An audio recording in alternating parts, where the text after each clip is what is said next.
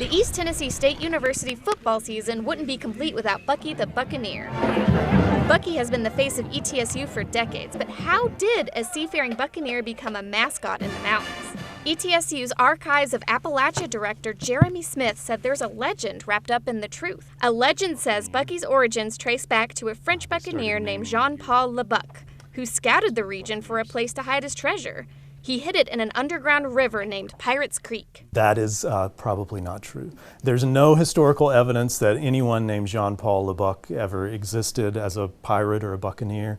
There's no evidence that there's a Pirates Creek underground anywhere in the region, but it's a fun story. The more likely story?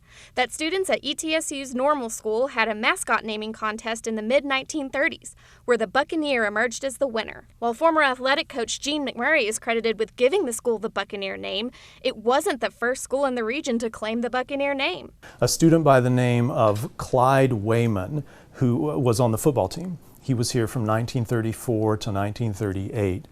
He had played high school football in Jonesboro.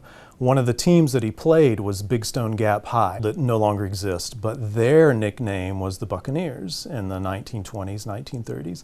And so he would have probably played against them, and he is credited with proposing the name. Local historian Pat Cooper said the Buccaneer name appears as far back as 1926 in Big Stone Gap, 9 years before the Buccaneer sailed into ETSU. So as far as we can tell, this was the beginning of the Buccaneers.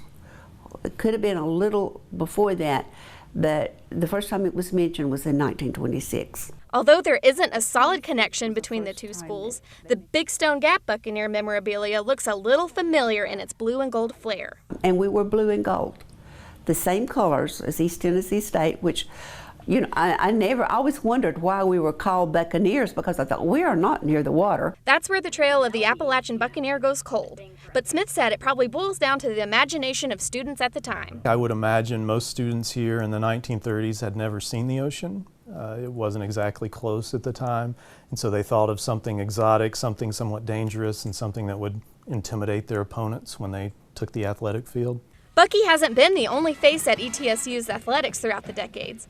Before the Buccaneer, students would cheer for the teachers as the football players entered the field. And the 1950s saw a live goat on the field for games. Starting in 1950, ETSU, East Tennessee State College at the time, had a live animal mascot for a while, Captain Kidd, a goat.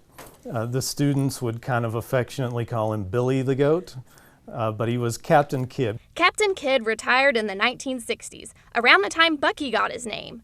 In the 1980s, he got his sidekick, Pepper the Parrot. Pepper attended games with Bucky until 1990. But since then, Bucky's been flying solo. Bucky's undergone some minor transformations since '89 or '90. Every 5 or 6 years, he seems to be redecorated in a new costume and a new outlook. But I think Bucky is here to stay.